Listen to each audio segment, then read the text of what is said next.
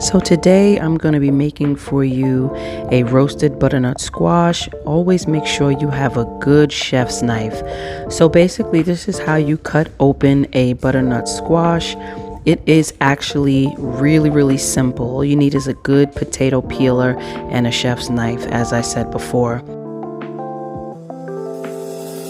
And this is how the process looks. Very easy.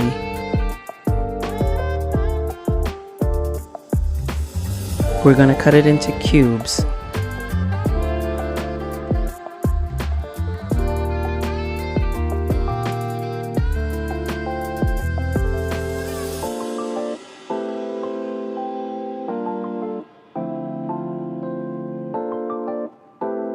And then we're going to take a cookie sheet, line it with parchment paper, and spread our butternut squash cubes onto the cookie sheet. Then we're going to sprinkle on some grapeseed oil, about 2 tablespoons. Then we're going to add some basil, some sea salt, some savory, and some cayenne pepper. All of this is to taste. Then you're going to get in there with your hands and massage everything through. Make sure every little bite has its fill of seasoning.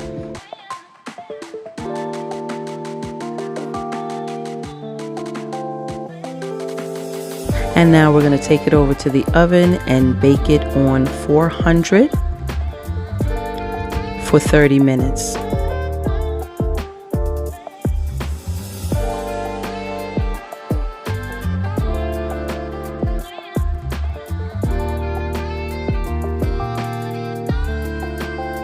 Now we're going to take it out at 15 minutes so that we can turn over the pieces.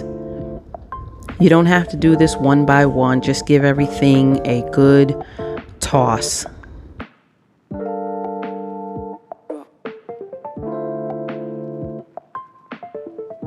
And we're going to stick it back into the oven and let it finish out for another 15 minutes. But once that's done, we're going to broil it for about 3 to 5 minutes. You see that sizzle on there? And it's a little browned. That is how we want it. And now just scoop it out into a bowl and get ready to either store it, eat it, or add it to a dish, which is what I actually did. I had some wild rice garbanzo bean soup that I made, and I sprinkled it right over. And this was my meal with spelt bread and fresh squeezed juice.